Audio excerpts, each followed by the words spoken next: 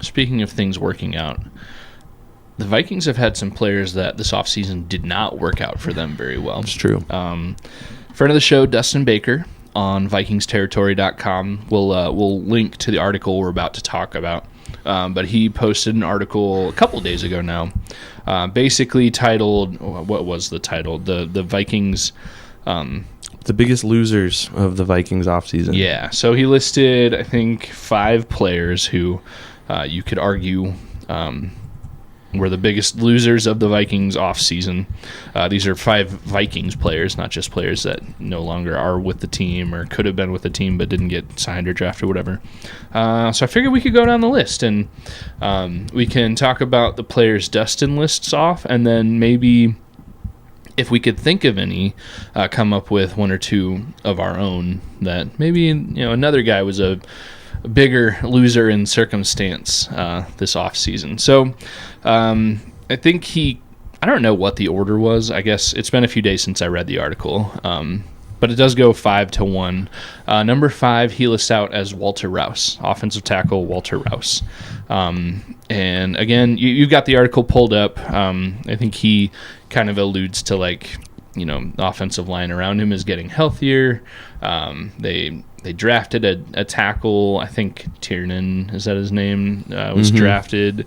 They didn't really do a lot to add to the offensive line room, but I think just the health, the players getting healthier, and the one addition kind of make him lose his spot a little bit. So, Evan, what do you think about Walter Rouse being on this list of losers? Yeah, he's probably a big loser. No, he's probably a really good guy. Yeah, but I think he is. He's just in a tough spot. And I like Dustin's pretty just no-nonsense approach to writing articles like this. I'm assuming he wrote this, right? He just leads off this segment of the article by saying, Rouse's path to making the team is actually straightforward. If the Vikings view him as a guard, he has a much clearer shot than if they view him as a tackle. Yeah. Right. I did forget, too, until I just read it. Sorry to cut you off, that the Vikings did make an offer to and ended up winning the rights to signing Ryan Vandemark, who was a Bill, and the Bills had tendered him, or restricted free agents, I don't know, and then they declined to match whatever the Vikings offered to. So they did add a tackle other than the guy they drafted. So if Rouse is willing to kind of slide over to guard, he'd be a depth guy for sure. He wouldn't start, but would be some good depth to add there. But if he's stuck in that tackle position, he's probably not going to make the 53-man roster.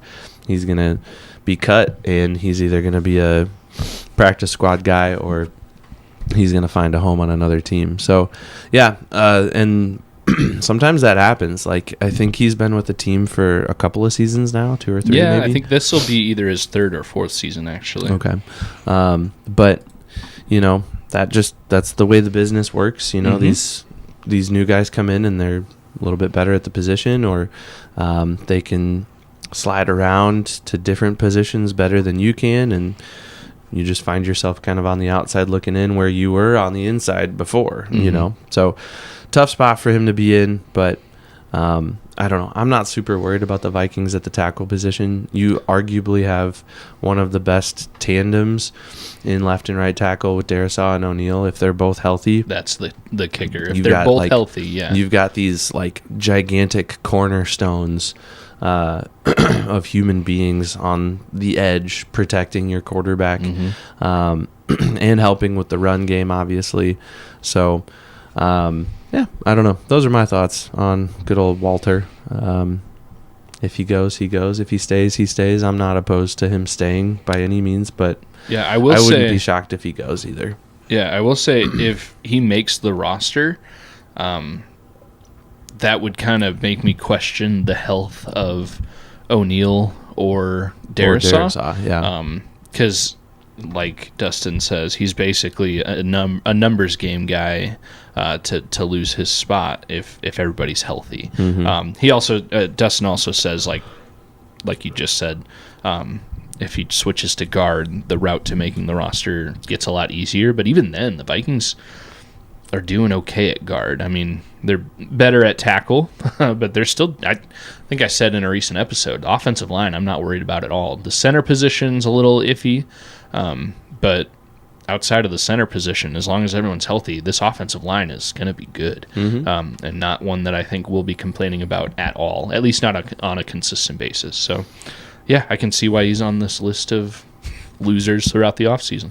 So the next one that Dustin lists off, number 4, he kind of goes in reverse order. So these would be like not as big of losers. We're getting down to the biggest loser potentially. But number 4 on this list of 5 going down to 1 is Levi Drake Rodriguez, LDR. El Presidente. El Presidente. And he's in a tough spot because Javon Hargrave and Jonathan Allen were both released in March. But then the Vikings just turned right around and drafted Caleb Banks and Dominique Orange. And so your interior defensive line really didn't seem to really skip a beat at all. I think the only edge that LDR has is his veteran status. He's been around. He knows the defense. He's worked in Flores' system for a little bit. But even so, I think he's another, just like Rouse. This is only going to be his, I think, 3rd year. So, yeah, you're a veteran by the time you're entering your 3rd year in the NFL. But that's still not. We know for a fact that Brian Flores prefers older guys. He prefers those veterans. And we saw that with, why am I blanking on his name? Edge guy, Dallas Turner. Oh, yeah. The first 2 years, he really didn't get a lot of reps. And he's going into a 2nd year. His first season, he didn't get a lot of reps.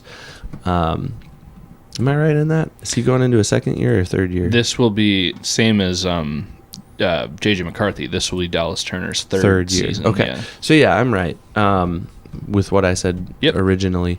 The first 2 seasons that Dallas Turner played, he kind of sat in the shadows of Andrew Van Ginkel and the likes, right? But to be fair, and not to... It's a different position, and it's a totally different ballgame and much different caliber of player playing those positions with, like, Cashman and Van Ginkel. Because Cashman and Van Ginkel... Van Ginkel and Grenard in Dallas Turner's rookie year, it was also those 2 guys' first year with the Vikings, and both Van Ginkel and Grenard made the Pro Bowl. I think they both had 10 sacks each plus. So it's a little bit different scenario. But again, with Levi Drake Rodriguez, not only did the Vikings draft in the first, and then I think the big citrus, he was a 3rd-round pick, I'm pretty sure. Within the first 3 rounds, the Vikings drafted 2 guys at his position. Also, on top of that, you have Jalen Redmond kind of exploding last year. Somebody, Vikes Verified, tweeted, and it was kind of a joke. They tweeted, Caleb Banks's rookie year stat prediction.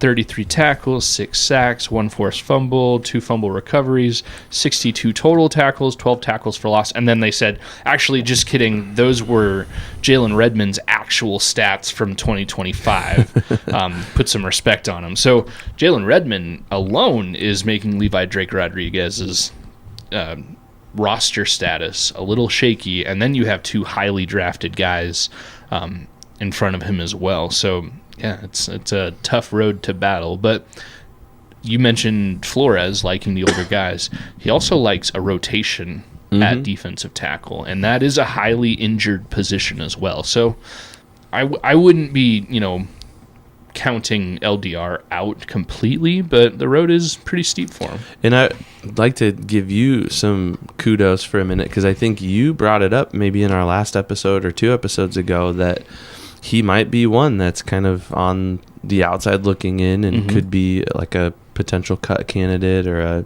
non-53-man guy when it comes down to it, when we get into August and September. Yeah. So, and that's just a numbers thing, too. Yeah. I mean, the Vikings, I just named 3 guys at a position where at most only 2 guys are on the field at once. So I don't know historically how many defensive tackles, interior defensive tackles, the Vikings have held on the roster since Flores has been with the team. But I mean, 4 seems like a high number, and maybe it is right at 4. You never know. All right, moving on. Number 3, Ty Felton, wide receiver. And he's maybe arguably the biggest loser. You could maybe put him all the way down at number 1. I would agree with that. Because I think coming into the offseason, he was kind of thinking, man, I have a shot at being the wide receiver 3. Mm-hmm. You got locks at 1 and 2, Justin Jefferson, Jordan Addison, but who else you got? Everybody else is gone. That's me, right? Like, you just kind of follow the breadcrumbs and you follow the trail and you're like, boom. And then they go pick up Juwan Jennings, and that just changes everything. And Dustin in his article even says that signing is possibly the strongest wide receiver 3 that the Vikings have had since Jake Reed back in the 3 deep era with Randy Moss, Chris Carter, and Jake Reed. So you got to feel a little bit bad for Ty Felton. And I think you could argue that he is the number 1 biggest loser on this list, not the number 3. Yeah. Because of all that. I think my thoughts with him are he's really going to have to prove that he can function in the return game, kick return, punt return, or both. Which is tough because Miles Price did really well. And Miles Price did really year. well. So he's got an uphill battle there too. So I don't know. Again, he could be one of those guys that's just like, well, you're gone, buddy. Sorry. And he'll have to find another opportunity elsewhere. So I just counted on the Vikings' current roster as of right now. 1, 2, 3, 4, 5.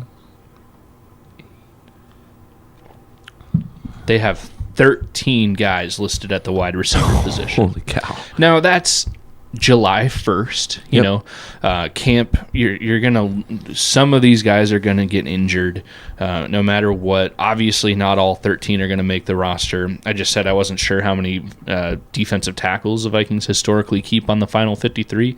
I'm not sure about wide receivers. It's probably no more than 5.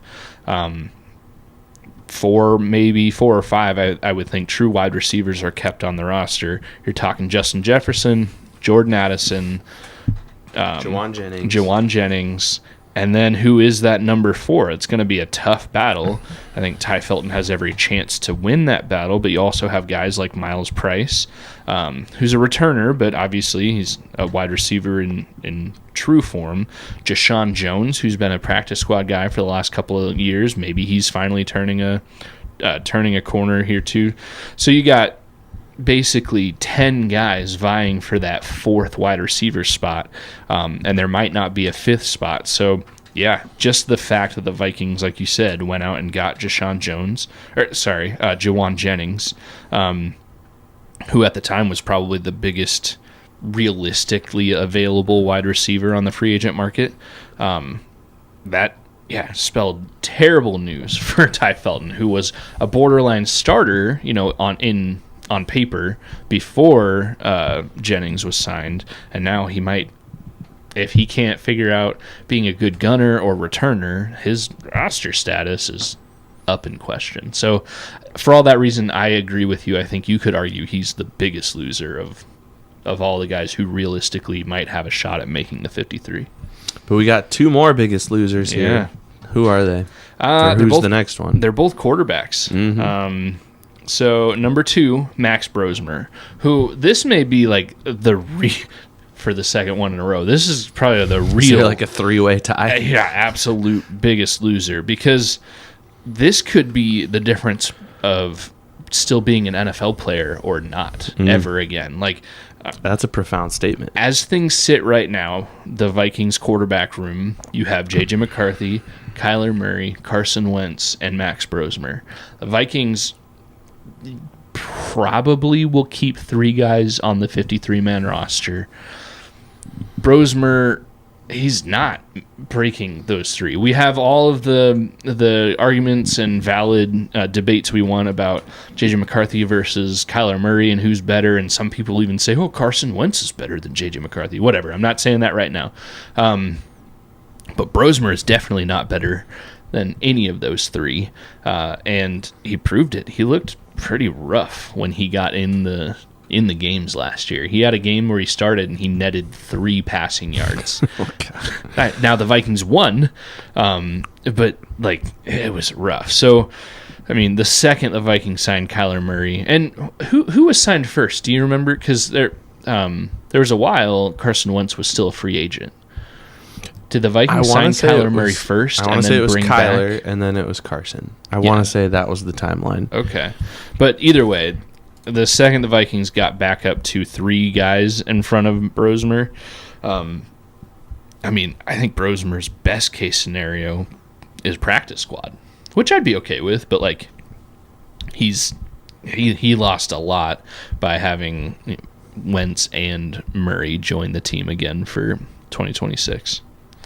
I'm trying to look on the transaction list here for Carson Wentz. Or did his contract expire? Reed to Carson Wentz March 19th. So it was Kyler first. March 12th was Kyler. March 19th, so a week later, Carson Wentz. So Kyler did come first. But that tells you a lot, too, that Kevin O'Connell has a lot of stock in both of those guys, right? And I think you alluded to it or said it a minute ago. We know who the 3 quarterbacks are going to be going into week 1. We don't know who the starter will be yet.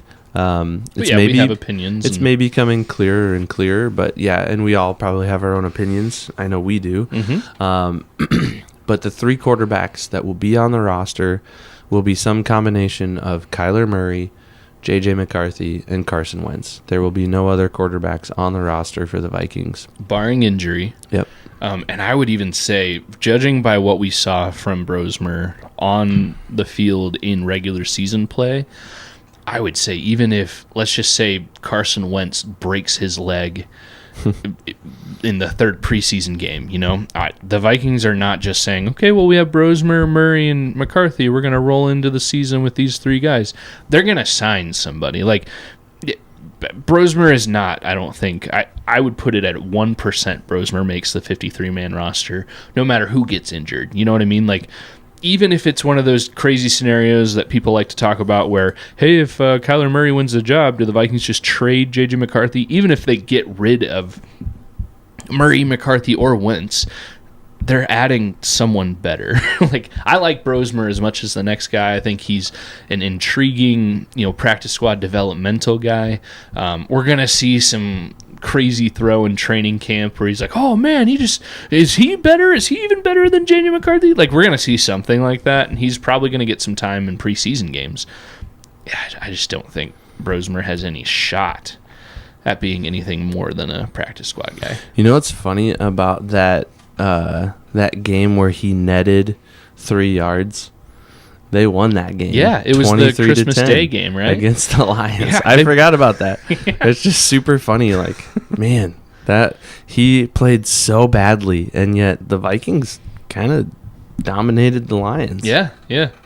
Now, that was a defensive show, but the Vikings offense still scored 23 points. Well, I guess the Vikings team, I don't remember if the defense had any. Aaron Jones, Will Reichard, Jordan Addison with a 65-yard rush. Yeah. Oh, and that was the longest rush of the season last year for the Vikings. And then, so Reichard with 3, Aaron Jones and Jordan Addison with rushing touchdowns. Okay, all right. 3 field goals, 2 touchdowns. Yeah, that maths out.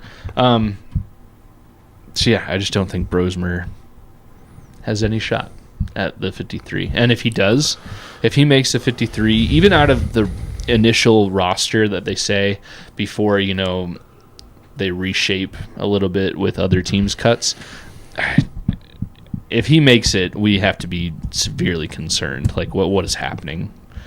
But, yeah, now I think we can move on to the number 1, according to Dustin Baker, the number 1 biggest loser. And I think this is just more for shock value than anything. Could be. Even in Dustin's article, he kind of says, like, 2026 has 2 very different possibilities for J.J. McCarthy. He could either be proving himself to be the QB of the future for the Vikings, or it's over. Like, I think if McCarthy doesn't win the job, some people say, like, he can be QB2, and maybe 2027 he'll have a shot to go, and that might be true, but I think it's kind of boom or bust for JJ. As much as I'm a JJ guy, I think if he doesn't beat out Kyler Murray, then that means Kyler Murray won the job, and the Vikings, if that does happen, should do everything they can to lock up Kyler Murray for long term, which, I mean, at that point, you'd think somebody else would take on J.J. McCarthy for a project potential, like, it wasn't the right fit there, but maybe the Chargers if something happens with Herbert or something like that. I don't know. So for me, Dustin putting him at number 1 is more of a boomer bust wow factor, but it really could be. I mean, he could end up being the biggest loser of the offseason because the Vikings signed his competition. He has the biggest potential to be the biggest loser. Yeah. I think, right?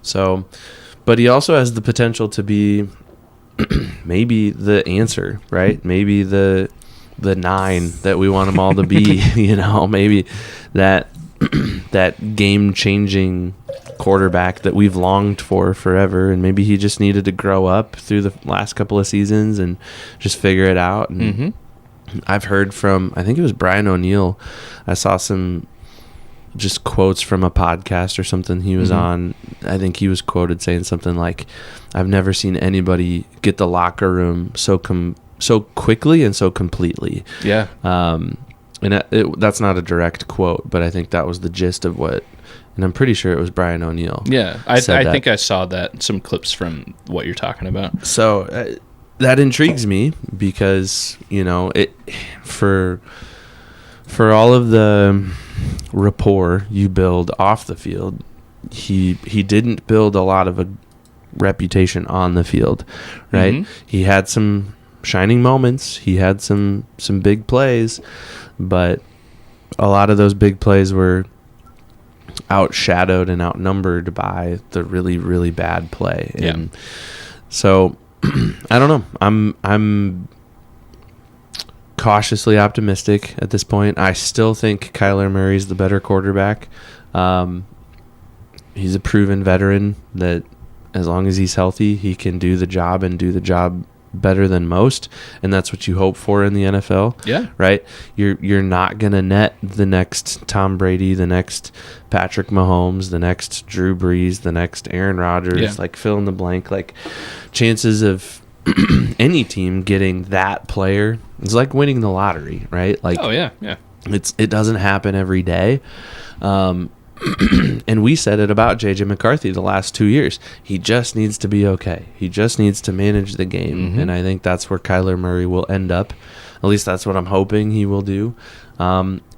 If J.J. ends up playing, I hope that's what he does too. Like, I hope he kind of puts his own ego aside. Like, get rid of the alternate persona, get rid of this, like, I gotta go prove everybody wrong now. Like, just go out and play football, man, and just manage the game and forget about the media, forget about what everybody else is saying. Yeah, just play ball. Now, what I will say, and I think this is something we can both agree on, no matter who wins the QB1 job, and I've said this on the show before, we're just by both of their injury history, we're very likely, unless J.J. McCarthy doesn't win the job and forces a trade or something like that, if he's on the 53-man roster, same for Kyler, whoever wins the job is going to get injured at some point. They're going to miss one game. We're going to see the other guy at least one game.